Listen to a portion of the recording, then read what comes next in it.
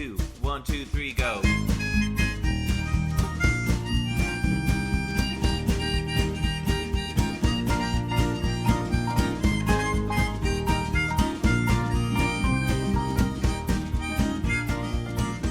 Give me by the time I got to New York. By the time I got to New York. Welcome to A New Tone. I'm Zach Morgenstern. I'm Fraser Allen Bash. And I wanted to start this episode doing something a little differently. I was thinking about our last episode when I was reading the Toronto Star the other day. And I'm going to read you a little passage from a column. And just for context, this column is about the way the Israel-Palestine situation has affected dynamics in Canada and perhaps Toronto more specifically, particularly with Jewish and Arab or Muslim communities. So think about the language in this passage and tell me what stands out to you. And to be clear, there is a terrifying rise in anti-Semitism in Canada and around the world, and my Jewish friends feel the fear in their bones and believe Jews will die. It's heartbreaking and real. A radical imam was preaching the eradication of Jews in a Montreal street 2 weeks ago and was applauded. Bullets were fired overnight Wednesday at 2 Jewish schools in Montreal. One was hit again last weekend after a synagogue and a Jewish office were firebombed. Thank goodness they were empty. Anti-Semitism is also bubbling in Toronto, a poison, and universities are especially fractious. Anti-Semitism is one of humanity's greatest stains. We can never accept it. Islamophobia is well established here too and can't be excused. The baseless conflating of pro-Palestinian sentiment with support for Hamas or the barbarity of October 7th, or the idea that criticizing Israel's actions is de facto anti-Semitism, is dangerous and false, and we can't leave space for that either. So, I don't know from the perspective of just listening, but what stands out to you about that passage? Nothing in particular. I've heard a lot of things like that. Is there something? Okay, so I'll tell you, and tell me if you've noticed the same thing in other things you read. So this writer, he makes a point of condemning both anti-Semitism and Islamophobia. And the interesting thing is the article as a whole, I would say it leans more pro-Palestine actually than pro-Israel if you assign it such a position. It talks about various false accusations of anti-Semitism against pro-Palestine activists. But in these two passages here, it basically is just able in fairly plain language to say Islamophobia is bad, it should be condemned. But when talking about anti-Semitism, it uses this very flowery, poetical language. Jewish friends feel the fear in their bones. They believe they will die. It is a poison, right? Have you noticed this general trend in how people talk about anti-Semitism compared to other forms of bigotry? Yes. Okay. I actually didn't cue into that probably because I'm so used to hearing that sort of breakdown for talking about anti-Semitism and talking about other things. I have noticed that before, and I think it is about two things. First, that the West has a particular allergy to anti-Semitism, which is well-deserved. And on top of that, I think there's some reason for that. I don't know. I've recently thought a lot about the fact that, I was listening to a podcast, kind of a debate podcast, where they were talking about whether anti-Semitism is inherently different than other forms of bigotry. And I think there is some basis for suggesting it is kind of different. Now, whether that justifies their distinction where they kind of emotionalize and personalize their kind of depiction of the effects of anti-Semitism and seem to downplay or at least further abstract and make less empathic overtures towards the victims of Islamophobia. Whether that justifies what they've done in that article, I don't know. But I think there is an interesting difference to draw between anti-Semitism and other forms of racism. But I assume that's not your takeaway from that. There is particularity to each form of bigotry. And I think I may actually agree with you that the history of anti-Semitism is often hates for people who are perceived as the false whites, the people who are successful who shouldn't be, whereas, other forms of racism, punch down directly on the poor or, assume people are less capable. So there is that difference. But I guess what I was getting at is there's this weird duality to the language where by talking about anti-Semitism in these very poetic terms, you're both showing it incredible deference, and in a weird way, you're being disrespectful because you're not treating it as a real concept. You're clearly not thinking, how does this manifest in the real world? What dangers actually face Jewish people? What don't? You're just saying, big scary thing, evil Voldemort entity in the ether. Whereas with other forms of bigotry, I think we are more confident in saying, this is how it takes place in the world. Like, I think the reason he's able to be so direct about Islamophobia is we know roughly what we're talking about with that. We're largely talking about how that bigotry developed post 9/11 and how generalizations derived from groups like Al-Qaeda or like the government of Saudi Arabia and Iran led to policies that demonized and hurt Muslims as a whole, ranging from wars in those countries to torture camps to religious clothing kind of bans. We can have discussions about exactly what the word means and where it should be applied, but roughly we have some sense of what we're talking about. Whereas I think what's so messy about anti-Semitism is just there's all this rhetoric about how there's a lot of it, and it's racism, so obviously it's bad. But there are some people with some politics who say, oh, it's mostly these anti-Israel people, and other people would say it's not that at all. And if you're an uncomfortable liberal columnist for a mainstream newspaper, you're like, I don't really want to pick which is true, so I'm just going to write about it in poetic ways and condemn it in this very abstract way with not actually taking the risk of engaging where is anti-Semitism a problem and where is it maybe not so much. Okay. I think I want to point out an idea that I think will complicate what you're saying a little bit, which is that something that I've noticed in talking about anti-Semitism, or at least the way the media talks about anti-Semitism, is we kind of, when it comes to other prejudices, have two models that we can use. One in which we talk about, as you pointed out, in the wake of 9/11, specific acts of vandalism and discrimination and hate crimes against Muslims in the U.S. and in Canada, I shouldn't say that. And then there's another way that we sometimes talk about racism, which applies more to when we talk about anti-Black racism, where people will talk about, yes, how there's overt expressions of racism towards Black people, but also we'll talk about how there's a more invidious form of racism that takes the form of that is kind of like baked into society itself. That even that even if the number of hate crimes committed in a given year against Black people in the U.S. is 0, still that does not account for the prevailing problem of anti-Blackness in the U.S. Right. People don't tend to make the latter argument about being Jewish. Very few people go, well, if there's 0 hate crimes, it doesn't matter because there's still an implicit anti-Jewishness that pervades society such that it's hard to be a Jew in America. And which is kind of tricky because given that that's not a narrative that we can apply to Jewishness, or that is readily applied to Jewishness, or people don't tend to apply to Jewishness, then it relies on solely the model of like a rise in hate crimes and things along those lines, or it relies on the equivocation of any kind of position that's critical of Israel and true anti-Semitism, kind of the conflating of those two things.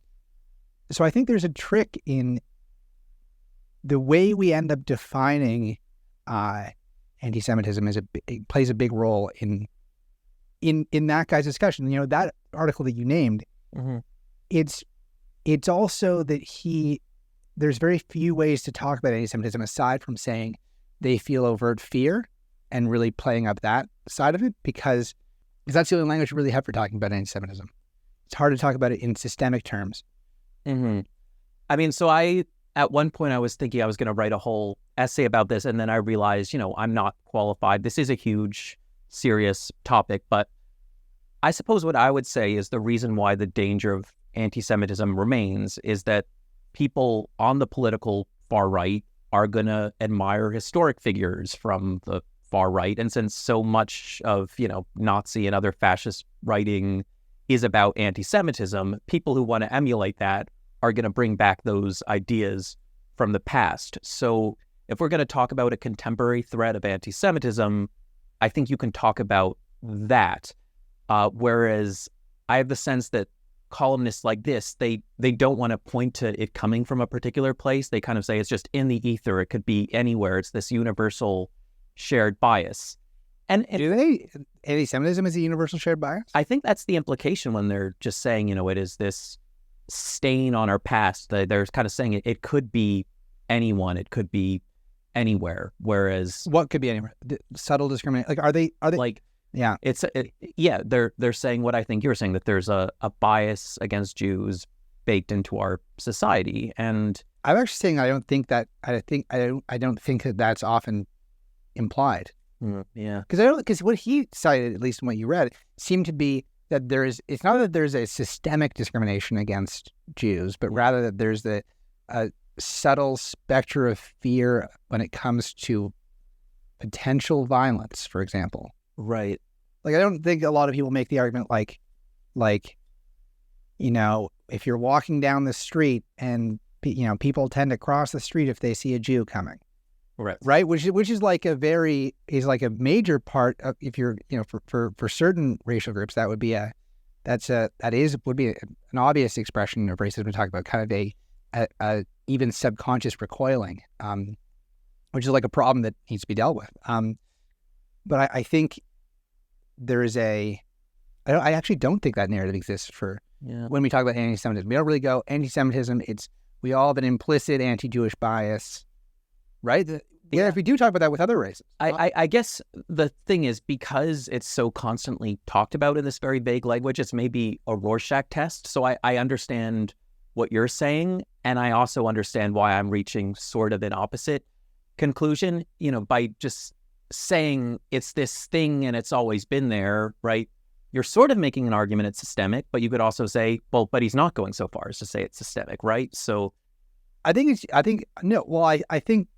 sorry, I should actually bring my point to bring my idea to a more sharper point, which is that, like, I think there's a systemic problem that both people are pointing out, but I think when it comes to anti-Semitism, the concern is that we are, as Europe was a long time ago, the problem is that we're kind of always, there's the specter that terrible anti-Semitism could again spontaneously rise. Mm-hmm. That perhaps right now it's not a problem and there's not daily systemic injustice against Jews, but that Jews have to live with the fact that there's like this specter of, right, but democracies can easily become horribly anti-Semitic very, very quickly, and there's kind of this bubbling beneath the surface that's not being enacted now but could be enacted any day, and would be enacted in more overt expressions of violence, that they're a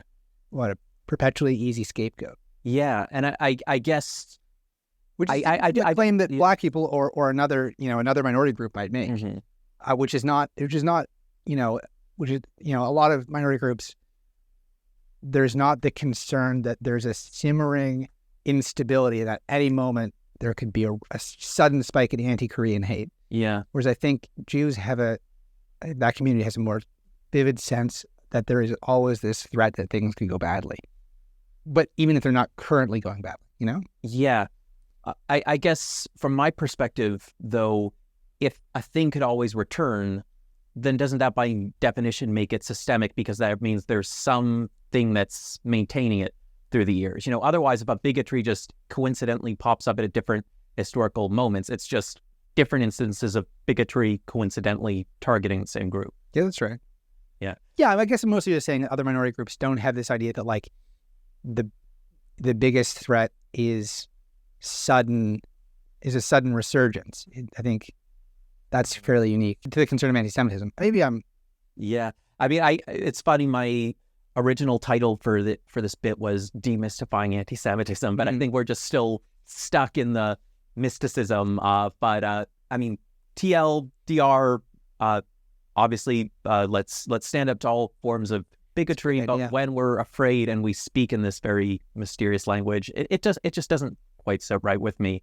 But anyway, Fraser, I came up with another recent topic where I think we're going to get to hear you talk a bit more this time. I know the last two episodes it was me. But I think something we have in common is we've both had somewhat of a relationship to the trend that's called New Atheism. For me, it was shorter lived. It was more when I was in high school, and I had some anxiety about religion, and then I got a copy of Richard Dawkins' The God Delusion for Christmas, and it made me feel better. By the time we met in university, I was kind of over it. I had my criticisms of New Atheism, but I know you have had deep enthusiasm for the likes of Christopher Hitchens, Sam Harris, Daniel Dennett. I'd have to assume Dawkins as well. I don't know why. Dawkins is the fourth one, leaving him out. Yeah. But another name that's associated with them, Ayaan Hirsi Ali, recently drew some headlines because apparently she is no longer an atheist. She is converted to Christianity. What do you make of all this? Yeah, I mean, I think New Atheism was very important for me when I was in my kind of early 20s, primarily because it was like a fairly intellectually rigorous group. I think, strangely, some members of that morphed into what was later the intellectual dark web. But I think at the time, the most like philosophically engaged online community was based around atheism. However, since then, I now identify far less with atheism than I used to. I think for a while, atheism was useful. However, I'm kind of sympathetic to a lot of the critiques that Ayaan Hirsi Ali made of atheism in her recent letter, which is to say that atheism, though I am still rather confident that there is not a God as described in any particular holy book, I think she raises a good point about the destabilizing effects that non-religious societies can undergo. Like, there's this problem that without a unifying ethic, you don't get a society that is perfectly bound around the principles of diverse thought. Instead, you get a kind of chaotic landscape of just factional beliefs. I think, for example, what we often talk about in every single podcast, but hopefully we won't go too far into this time, like wokeism is in some way a response to the vacuum left by the absence of a unifying religion. I think part of the way I see the new right, particularly in the U.S., is a movement that is a response to a perceived lack of a unifying identity. You can easily view the rise of Donald Trump through the lens of Americans feel lost with a lack of a unified identity. The notion of Make America Great Again is to make America unified again. They're concerned about the loss of American identity to internationalism and the loss of a cultural cohesion created by a more unified national story. And part of that national story is created by religion. I think there is something lost in an entirely atheistic society. So it's not that I'm not an atheist anymore, but rather that I am, which is I think the position that Ayaan Hirsi Ali took, but rather that I at least see the functionalist side of her argument, right? Which is that otherwise we're susceptible to any worldview. So the position she took, I think, is unique in that she has called herself a Christian, whereas others, like Jordan Peterson, have more beat it around the bush about whether they are literally Christian while still making the same point. Here's how I respond to some of what you said. So yes, in our first two episodes, particularly the second, we shared some critiques of woke culture. For myself, as someone coming from the left, it's because I often find it's not very intellectually rigorous. It reaches some different conclusions than I would like it to reach. But my instinct is still pretty strongly that people who I would call as woke, I still have much more in common with them than Christian fundamentalists. And this gets at my bigger response. It seems like she's saying the world without religion doesn't look so great. But, it can be very hard to calculate whether one paradigm is better than another. Are you sold on her vision that an older Christian world, whatever that means, is actively better than the world we have right now. Certainly Christianity right now is doing comparatively well. I mean, it's as she pointed out in her, I think, second book, when she published Infidel, which is her book about her leaving Islam, she published it in the U.S., but like she's had a number of attempted assassinations, etc. So at least Christianity at this moment is fairly, I mean, the Christianity of antiquity was pretty rough, but right now, I think her points about, I think it is manifestly true that Christianity at this moment is far more compatible with Western democratic principles. Right. Though the problem with saying that is, I mean, Christianity might not be a big source of reactionary politics in the world as a whole. It certainly is at more local levels, and like the rural United States or parts of Africa. But to say that Christianity has become more of a force for good because it's become less Christian, I just don't know how much meaning to take out of that. You're saying it's become less doctrinaire? Yes, I suppose. I mean, one of the ironies, so people who make this argument, sometimes they point to the specific values of Christ, Jesus being an egalitarian who stood up for the poor, who forgave people for their sins. To be honest, I don't see that as a core value in institutional mainstream Christianity. The hippieism of Jesus, I do not. No? No. Why? Well, I mean, the rise of Christianity internationally is tied to the Roman Empire, and then after that, the Spanish Empire, British Empire, American Empire. It was, animating doctrines like manifest destiny, like conquering the world. The Christians who showed up in these places, like maybe the actual missionaries, but not the states they supported, these weren't hippies, would say, okay, we're going to model the ways of Jesus and maybe the locals will come to us. No, it was a lot of violent conquest for the purpose of resource extraction. It was, forcing religion upon people.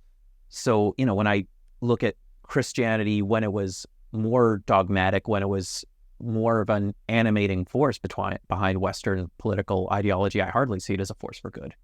Yeah, I mean, the historical case is it's very easy to see Christianity as having been, it's clear that it was not always a useful force for making comparatively non-violent, non-imperial states. I wonder if what's going... But today it's pretty good.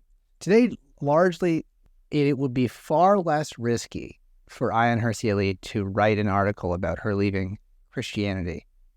So much so that I would say that she probably in no country would be in much danger. Whereas like now, I'm fairly confident she couldn't travel to like Egypt, right? Like I think, yeah, the historical case is clear. Yeah, I mean, some of the most brutal regimes and empires historically have been Christian. However, Islam has the advantage that it wasn't around for a lot of that time period we're talking about, like Rome. And also, I don't even think that she would disagree with that. But clearly today, it's less. It is a more democratically compatible religion. Right. I'm not making any claim about the religion at its root, although I think there are some good arguments to be made about that. But at least as it's practiced. Right. So let's look a bit more at her transformation, because New Atheism at its foundation, yes, some of the participants might have said some religions in practice were worse than others, but they framed their enemy as religion as a whole. Christopher Hitchens, is one of his big lines was, religion can make a good person do bad things. It's, when religion gets too fundamentalist, people will do things they might not otherwise morally justify because they sense it's an obligation of their doctrine. So New Atheism made the enemy dogmatic faith. I think Hitchens and Harris would say they have a specifically enthusiastic about the problem of Islam. Yeah, well, Harris definitely. It would be Hitchens too. But yeah, I would. Unfortunately, fair enough. I would have been curious what would have become with Hitchens if he got to another decade. So very interesting, because he's someone who went through transformations. He was a Marxist for much of his life, and then he ended up endorsing George Bush towards the end. Very interesting guy, and endorsing. But then he also he underwent like a demonstration of waterboarding and spoke out against torture. So Very enthusiastic. there are things he said that I very much disagree with, but always an independent. Yeah, he's interesting. He's hard to nail down. And he's also, I believe, he's also bisexual, a fun additional fact that makes him interesting with the social issues. Anyway. Interesting. Yeah. I'm saying he's hard to nail down. The sort of domain. Philosophical point I was trying to get at is New Atheism at its core is the view that atheism is not just something that people can passively be. Atheism is something that should be advocated for. Faith itself is a dangerous thing. And so in the abstract, the framing of New Atheism put Christianity and Islam on the same side. It had the same maybe some of the specifics were different. You've made your point, but it made the enemy faith. But it seems like what made New Atheism unstable is it's so entrenched in our culture war, or at least has been for a while, that Christianity and Islam almost are the two opposite teams. And so what happened to the New Atheists is, the more progressive ones like T.J. Kirk and Kyle Kulinski kind of left it for the rest of the left, and those more comfortable with more conservative positions and saying things that, I would not agree with on Islam, like Sam Harris or Ayaan Hirsi Ali, they drifted more towards the right. And it seems like Ayaan Hirsi Ali has taken that to its sort of logical extreme, where she's become so invested in her position in the culture war that she's just going to become a Christian. She's not going to be a problematic atheist. She's going to be a Christian. I agree with this critique. Yeah, I mean, it seems that it may just be, though, that she's admitting, you're right. There's this problem that initially they were saying all religion is wrong, and then eventually they were like, actually, and as she would say, Islam is more problematic globally, and therefore, in order to counter, as she says in her article, in order to counter the problem, it's easier to do that from the position of a separate ideology rather than from the position of atheism. But that means that she is now more about opposing the expansion of Islam than she is about atheism. I mean, the really sad thing to me about her position is that her vision of justice seems to be the world solidifying into team good and team bad, and she's picked Christianity as a religion of good rather than a thing that she can have some praise for and some criticism of. What I wonder, and maybe I'm walking into a trap here because I genuinely don't know the details, but what's her own de-radicalization story? Because I can't imagine, it was doctrinaire Christians who talked her out of her conservative Muslim beliefs. Presumably it was tolerant, secular people who came to her from a place of compassion, showed her, you do not have to subscribe to religious fundamentalism to be a good person. I don't think she has a particularly notable story. When she moved to the Netherlands, she eventually, I think it's a situation where she was undereducated where she came from, and then eventually, as she, in the West, discovered that in order to pursue, she had the ability to pursue her own education. I mean, what are the weird details? So I'm sure Dutch people must have very specific opinions on her. She was a member of parliament. Correct. At one point. So I'm sure that adds a whole other dimension to this discussion that we wouldn't really know how to get into. But yeah, the Netherlands, I'm pretty sure, is one of the most secular countries on earth. So it's interesting that she wasn't able to sustain that as the opposition to what she was before. But okay. Yeah. And I mean, I assume it's because as an individual, she can't separate her own feelings of anger about her time in the Muslim Brotherhood from a sort of more abstract, attached critique. So she, I think, has this hatred and fear for what she sees as the other or her past self, which is different than having a critique, and thus she needs to line up with the opposite team. But I don't think she was ever particularly radical on her own, was she? I mean, what seems unusual about her story, I mean, she's someone who, like a lot of Dutch people, speaks and I think does all her work in English, but she lives in the Netherlands, born in Somalia. She was radicalized in Kenya. Correct. Her family moved around a lot. So in some ways But radicalized makes it sound like she's a Who's the other? Majid Nawaz. There's a couple other people. Like, I don't think she was ever personally involved in I mean, I guess Islamist politics. she was drawn into sort of devout, conservative proselytizing. She was where Minimal, though. I think, I mean, as a woman, mostly you're just getting oppressed. I don't think she was doing a lot of... Yeah. Just as I understand what she saw as so objectionable about the branch she was in is that it was, about demanding that all people convert to Islam and being very harsh on people who are not part of that. Yeah. Well, what do you... Okay, but I don't know. I want to hear what you think about... What do you think of the idea that, like, the thing that you can feel cynical about her in her article, at least what I found, is the kind of somewhat sad implication of it all, is that, like, there's been this idea that hopefully the world we can move towards is one in which we are no longer preoccupied with, like, ideological dogmatism. There's a possibility to have a rational, free future where religion no longer plays a major role and we're not totally bound to our identities. One of the problems is the solution, what she's essentially saying in her conversion is, like, it's because atheism and kind of just Enlightenment values that are secular and don't subscribe to any specific worldview is not a tenable, the center cannot hold. There's nothing that all we can rely on is different dogmatic worldviews clashing with each other. The only way to counter the problem of Islam expanding throughout the world is through a robust Christianity that can essentially play the same game that Islam is playing. And that is, I think, though I think she might have a point, is like a terribly grim view of the world. Because in some ways that says the Enlightenment project is not... Samuel Huntington's Clash of Nations. It's exactly that. I don't know why you said snivinations, but civilizations, yes, it is. Yeah, and that's, like, not a good sign. What do you think about that idea? I don't know that I've actually heard you say anything about that yet. Because that, I think, is the important implication of what she's saying, that it's all a zero-sum culture battle. There is the Enlightenment project cannot be won. Yeah. Humans just become chaotic without a uniting...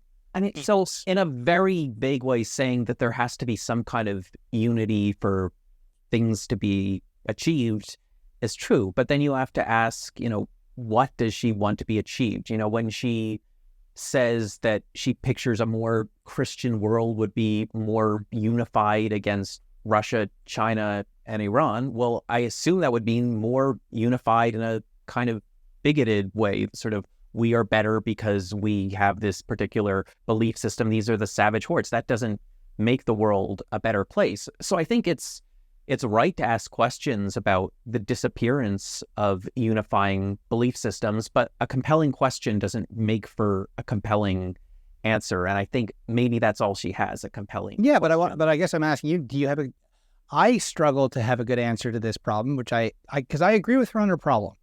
Mm-hmm. It seems to be that without a unifying ethos, you don't necessarily get good societies. People fractionalize pretty easily.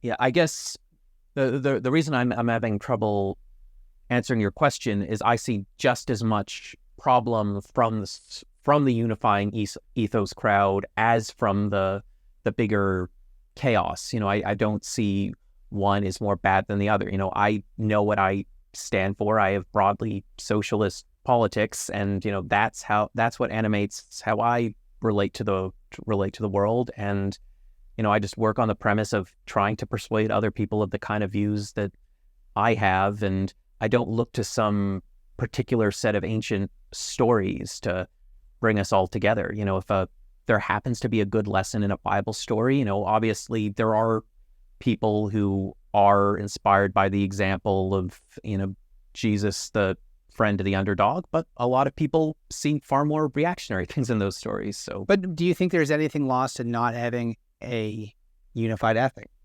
I guess your answer to that is no.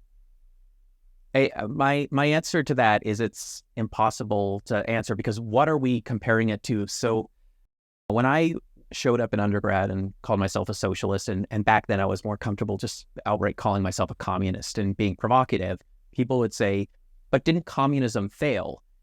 And my problem with that framing is, what does failed mean? Real world systems don't get an objective mark out of 10. They have problems, they have successes, and pretending we can simplify the world down into systems failing or succeeding, it's just incredibly naive. So I think the implication of what she's saying, even if she would likely deny this if you put this directly, is that the world was clearly and objectively better when there was a more unified Christian West. And I don't think that's true. I think there are consequences to loss in unity, but there are also terrible things that happen under societies with authoritarian unified visions. And so, I don't think she's suggesting there should be an authoritarian unified vision. I think actually part of what she's finding appealing in Christianity is that though it is not, I accept the new atheist critique that like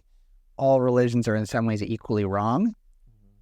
However, there's something useful about Christianity in its current form, that it is the most neutered of belief systems.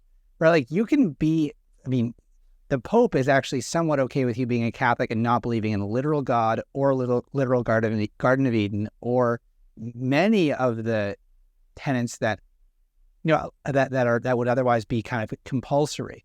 And so if you want to have first of all, Christianity has the advantage of being, at least modern Christianity, very tied to let's follow the model of Jesus, who was interestingly was killed by the state, and so has this very apolitical tone. Mm-hmm. You point out empires of the past have been explicitly Christian, so it's hard to say that this is the only form that Christianity can take. But the modern form of Christianity is pretty apolitical. It's pretty tolerant of free speech. I think most of the places it operates, and it's fairly inert in terms of, it's fairly easy to be a nominal Christian in a way that it's not easy to be as nominal about, for example, Islam. Yeah, I would look to explain that not in inherent characteristics of the religion, but I'm not explaining an inherent characteristics of the religion. I'm only saying the current iteration of it. Right. Yeah, no, for sure not inherent. I think there is a case to be made for inherent. Like, for example, the model of Muhammad in Islam explicitly talks about the need to create a Muslim state that is under Sharia, and whereas the model of Jesus is easier to get to a non-state paradigm.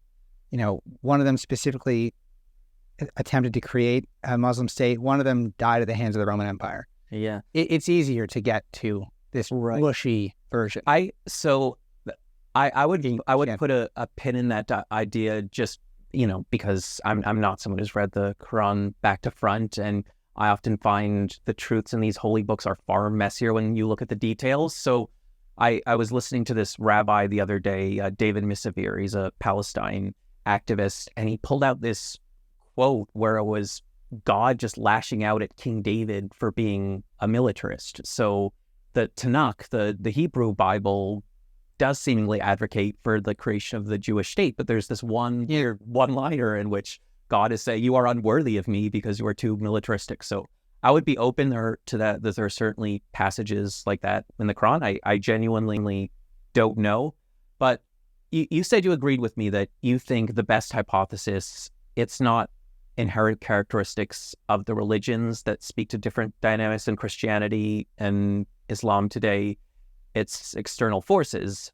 So, with Christianity, you might say, well, it eventually became in the economic interests for Catholics and Protestants to get along. And then you had the Christianity of the masters versus the Christianity of the slaves. And you have all these competing peoples with competing interests. And in order to coexist as a society, that kind of necessitates the watering down of religion and more opening up of space for secular worldviews.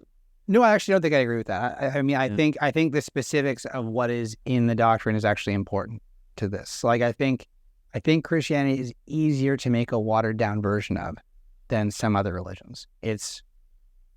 Similarly, Jainism is fairly inert, and the likelihood of Jains becoming a highly politically active and potentially violent organization is very low.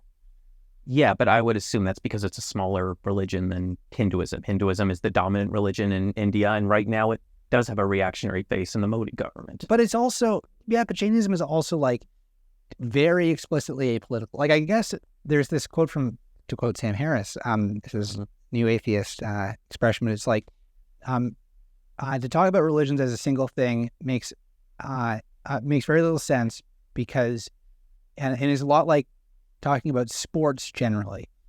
If you try to talk about sports too generally, you include lawn bowling and also polo, which have nothing in common aside from breathing. It's a very long quote, but I think that is fairly close to right. Which is to say that like the specifics clearly matter. There are definitely religions you can conceive of that have different priorities, and like there's some that are inherently more imperial.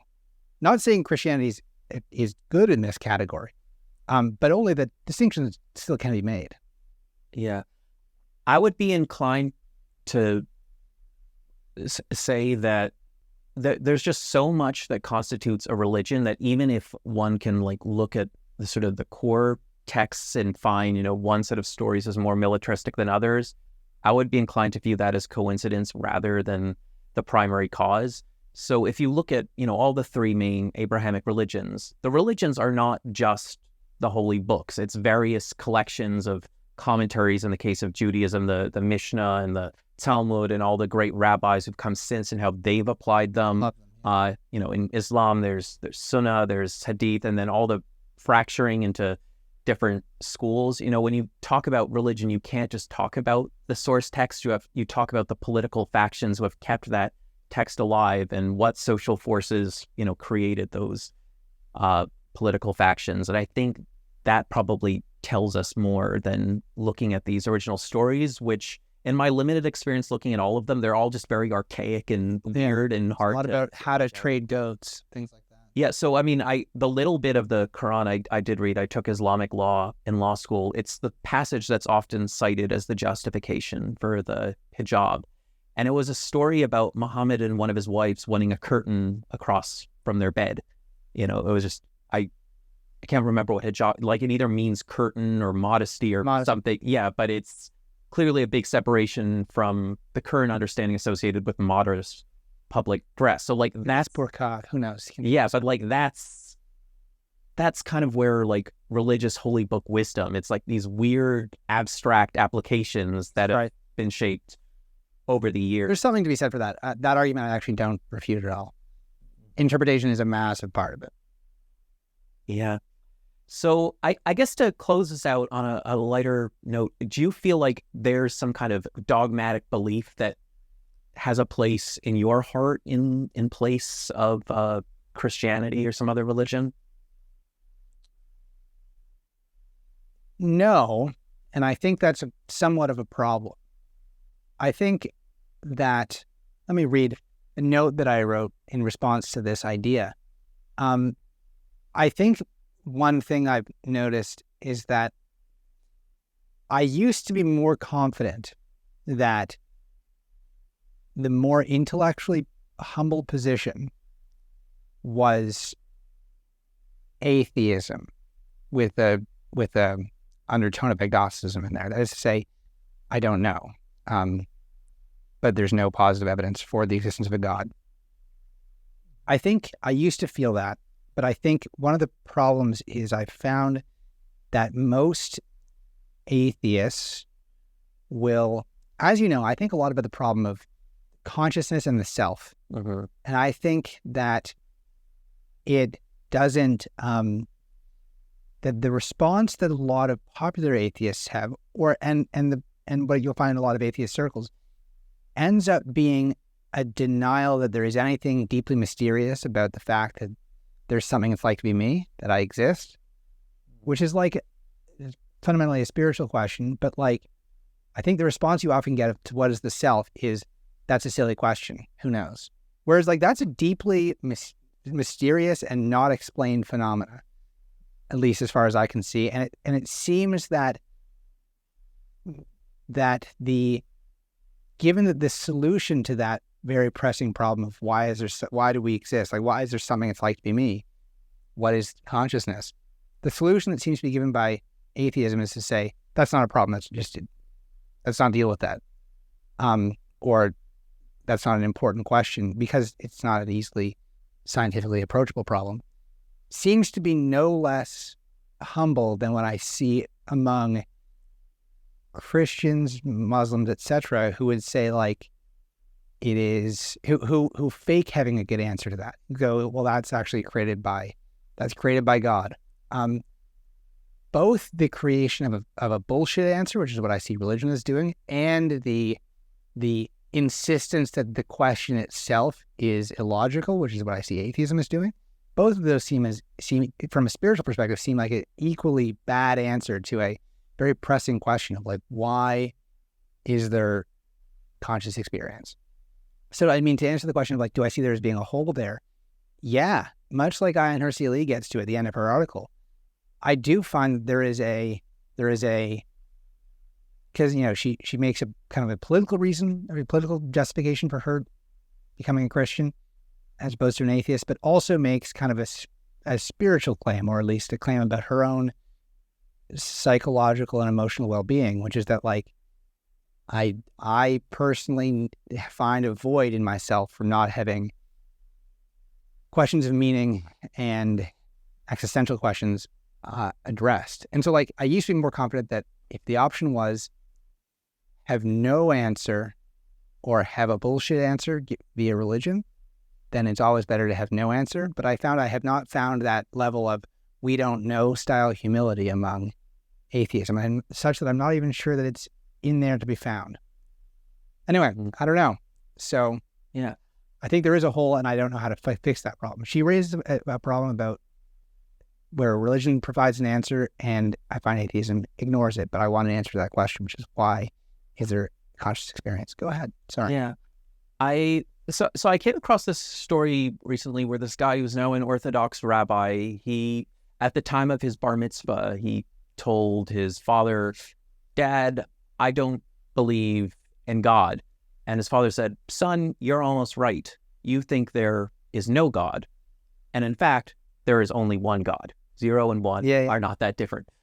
So what do I as an atheist take out of that story? Well, when you begin to look at Jewish, and I would assume Christian and Muslim philosophy, they make clear, God is not just some character in the sky with a beard. He's not like the ancient Greek, etc. gods, just these very powerful personalities. God is this thing that is beyond comprehension. It is everything, something that humans cannot begin to describe.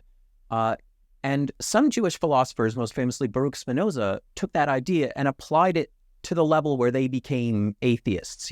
Baruch Spinoza said, basically everything is God. We are God. By existing, we are continuing the act of creation. That's at least how I've read a summary of what he I've read a little believed. Spinoza on that. That's right. Yeah. Yeah. So, I mean, the funny thing is, it gets to a quasi-atheism. But yes, if you take some of these ideas to a logical conclusion, the difference between an honest monotheism and atheism is quite minimal.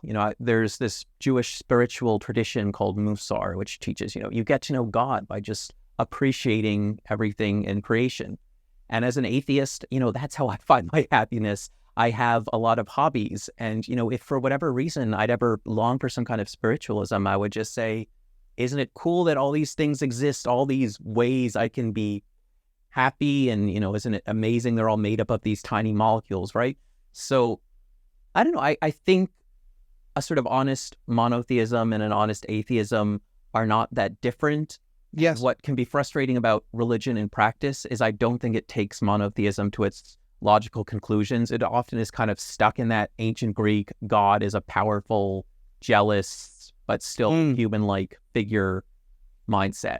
But if you actually think, what would it mean to have an all-powerful, perfect being? I mean, it's not that different than whatever the heck the Big Bang Theory is. Terrible show.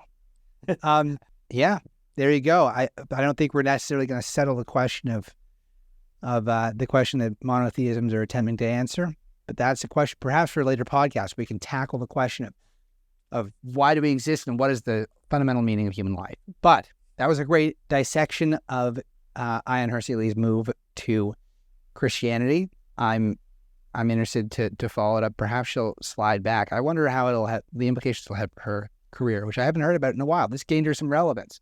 Yeah, true. And I appreciate that we also got to dive in a topic from last week. That was great. Maybe we'll follow up on Ayaan Hirsi Ali in a future episode when we see how it all plays out.